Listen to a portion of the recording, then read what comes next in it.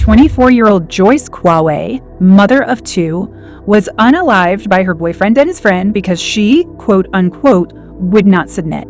She was beaten to the point of loss of life by her boyfriend, 47-year-old Aaron Wright, the father of her two children, and his best friend, 41-year-old Marquis Robinson. He restrained Joyce and moved her body so that Aaron Wright could beat her. Aaron beat her with his fists and a baton after stripping her naked and handcuffing her to a bench in Germantown, Pennsylvania. This tragic event took place in the home Joyce, Aaron, Robinson and girlfriend shared while Joyce's two daughters with Wright, aged 2 years and 10 months, watched nearby. Salmon model and Miss Switzerland finalist Christina Joksimovic was unalived and pureed in a blender by her husband. Christina was found deceased in her home in Binningen, Switzerland. Local outlets report the federal Supreme Court ruled against the release of Thomas after he admitted to the murder of his wife. 34-year-old Samuel Whitmore is a former SpaceX engineer. He worked for the Elon Musk-founded SpaceX for 6 years, an MIT graduate. Samuel is listed as the lead engineer for French Polynesia-based Coral Gardeners. At the company, he designed equipment to monitor and improve coral reef restoration. Samuel described himself as a passionate engineer and sailor, and honest, analytical, and even healed under stress. And on February 19, 2025, Samuel murdered his wife, 32-year-old Margot Nguyen Whittemore. Samuel's wife of 5 months was murdered by him in the driveway of his parents' home.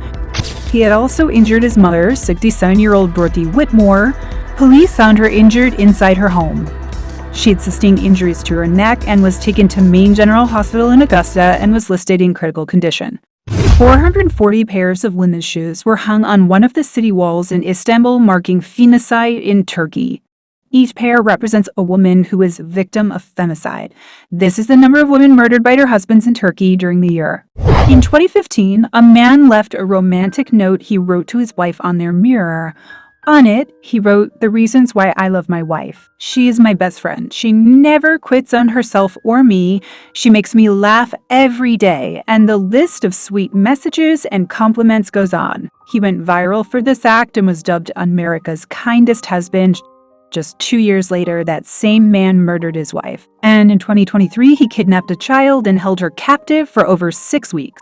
Timothy Murphy Johnson is his name and the friends and family of his wife.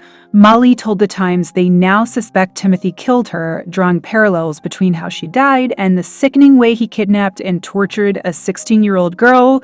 Throughout her ordeal, Timothy tied her to a bed naked, cut her with a knife, and forced her to take excess amounts of substances, all of which was filmed by the former America's kindest husband. Molly's family reported that despite the sweet messages he had left Molly on their mirror, she was known to be trapped in an abusive marriage and would often say Timothy beat, essayed, and threatened to unalive her.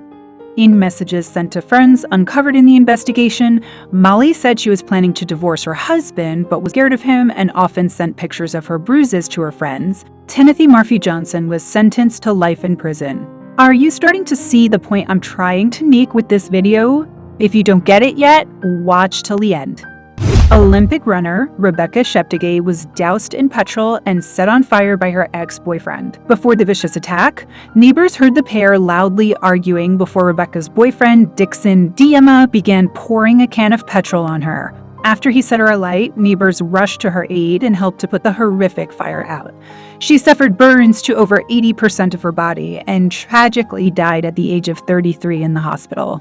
University student Justina Otuen Kang was murdered by her boyfriend, Okaligwe Damian Shinamir, marking the death of another young woman over ritual killing in Nigeria. She was a 300-level student of biochemistry at the University of Port Harcourt. She was declared missing for 4 days. Her dismembered body was found at her boyfriend's apartment in a bag he was about to dispose of. The vigilance group in the area had first received complaint from residents that an offensive odor was emanating from the apartment of a tenant, forcing them to lodge a report at the police station for prompt action. The boyfriend had hid the body in his apartment for 3 days after he had removed the vital parts of her body for suspected ritual purposes. Australian world champion cyclist Melissa Hoskins was murdered at the age of 32 by her husband, Rohan Dennis, after he hit her with a car outside her home in Adelaide. She sustained serious injuries and unfortunately passed away in the hospital overnight. Rohan Dennis pleaded guilty to one charge of creating the likelihood of harm. No great surprise to learn that Rohan Dennis has a long history of anger management issues. Unsurprisingly, several news headlines did not mention that Rohan Dennis was the one driving the car. They're more concerned about protecting Melissa's husband's image, a man who also happens to be an Olympic athlete. This is Donovan and April Holtz. Donovan strangled April, put a bag over her head and taped it, then sent their son to find her deceased. Donovan was arrested for the homicide of his wife, who was found unresponsive with a plastic bag taped around her neck, according to Nashville Gov. The Metro Nashville Police Department initially classified her death as a suicide, but a grand jury indicted Donovan on charges of reckless homicide, evidence tampering, and false reporting after his confession. Donovan has now pleaded guilty to all charges. 26-year-old dancer Georgia Brooke was choked to death by her boyfriend, 31-year-old Luke Cannon, at his home in Bradford, West Yorkshire. A police probe determined the couple had a, quote, experimental sexual relationship and that Brooke had a particular interest in choking, according to evidence heard at Bradford Coroner's Court. The dancer was pronounced dead at a hospital in the early hours after going into cardiac arrest in the wake of the late-night romp. Brooke's family claimed that her behavior had changed when she started dating Cannon. Georgia's mother, Samantha Beaumont, said Georgia became quote-unquote more submissive after she met her boyfriend Cannon, telling her where to sit and what to wear. Luke Cannon took his own life by hanging after strangling his girlfriend to death during rough sex. This is what I talked about in my last video on how female privilege is a myth. Men who take their own lives usually do it not because of their mental health, but to avoid the consequences of their horrific actions. Any man who has a choking fetish is just a violent creep who gets off on hurting women, and any woman who lets a man choke or strangle her just doesn't like herself. 38-year-old Dane Kalungi murdered of his missing wife, 26-year-old Gypsy Omega Kalungi. Dane and Gypsy met on an online dating site, which led Gypsy to move from the Philippines to Colorado to be with him, which is a very stupid thing to do if you ask me. She moved to the United States from the Philippines and married Dane just a few months later. Police believe Dane moved to San Diego shortly after Gypsy went missing. A text message between Dane and one of Gypsy's friends shows Dane's comments that Gypsy was potentially going to Chicago or the Philippines. Court records show that they filed for divorce, but it's unclear if the divorce was ever finalized. Gypsy's case is not an isolated one. I get a lot of calls from young Filipino women that have issues like domestic violence, and these young women are mostly married to older men here in this state, Levine said. Just months after Gypsy disappeared, another Filipina, 27-year-old Russell V. Celestino from Magalad City, was killed by her 40-year-old husband Joseph Garza in their home in Fort Lupton, about 2 hours north of where Gypsy lived. Dane has yet to reveal where he buried Gypsy's body. Ex-boyfriend, 30-year-old Nigerian Dennis Akamide murdered his ex-girlfriend, 21-year-old Polish student Anna Jadurkowayak, in an alleyway in Ealing, London. Anna was stabbed almost 40 times by Dennis. He tried to decapitate Anna, having stalked her from his home in Newport, South Wales. They dated for around a year before Anna ended the relationship. Dennis traveled from his home in South Wales to track down and kill his ex-girlfriend. He could not accept the breakup, and in the weeks before her murder began trying to manipulate her by threatening to take his own life. Unsurprisingly, he never showed any remorse for what he did, refusing to answer questions from officers or attend court for his trial or sentencing. I'm sure most of us have heard of Gabby Venora Petito, a 22-year-old American young woman and traveling vlogger who was tragically murdered by her fiancé Brian Christopher Laundrie while they were traveling together on a van life journey across the United States. Most people just called her crazy and sided with the boyfriend, and no one believed her until it was too late. 60-year-old Kerry Birmingham murdered his wife Patricia, shooting her 3 times outside the Spring, Texas home.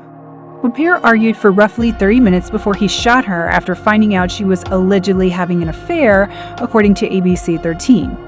I heard about this on Twitter, and the men in the comments were unsurprisingly saying she deserved it. You really want this on video? I'll pull it. I'm mad enough to just pull it. Okay. Alright, goodbye, Reese. Nice to know you. You go meet Jesus. Prudence Nkosi's decomposing body was found in the bathroom of her flat in Racine in Sharpeville. She was murdered by her boyfriend, Babang Senyenyen, who reportedly fled to his home in Kuwaitu, where he took his own life. The boyfriend had also allegedly killed someone else prior to this horrific incident.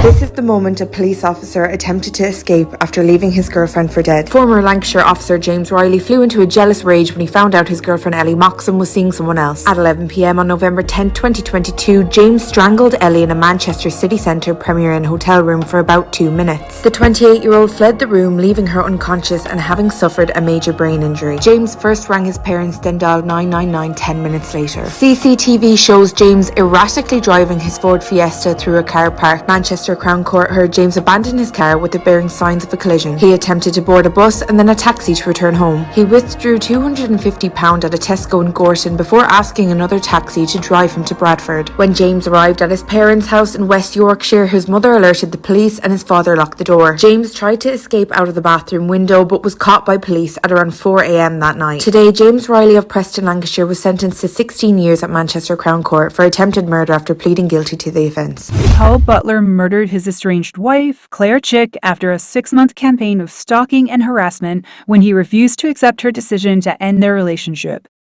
He hid outside the home of university lecturer Claire in Plymouth wearing a camouflaged hoodie and stabbed her more than 20 times as she left the building. After fleeing the scene, Butler went to McDonald's where he callously told a friend, "I am pretty certain I have ended her." The court heard Claire made 6 statements to the police about Butler's behavior, and he had been arrested 3 times for assault, harassment, and stalking. Despite being on bail and banned from going near her, Butler continued to stalk her and even put a tracking device on her car. All these terrible events I've talked about in this video, notice how there's no particular pattern of behavior these men follow before they unalive their wives or girlfriends. All these men are of different backgrounds, religions, races, ages. The only thing they have in common is that they're all men. Every single day, too many men take the lives of women they're supposed to love and care for. It doesn't matter how kind a man seems in the beginning of a relationship or how sweet and perfect he seems, they always eventually show their true colors. According to the UN, one woman or girl is killed every 10 minutes by their intimate partner or family member. The 4B movement is the only way I see this constant cycle of femicide coming to an end.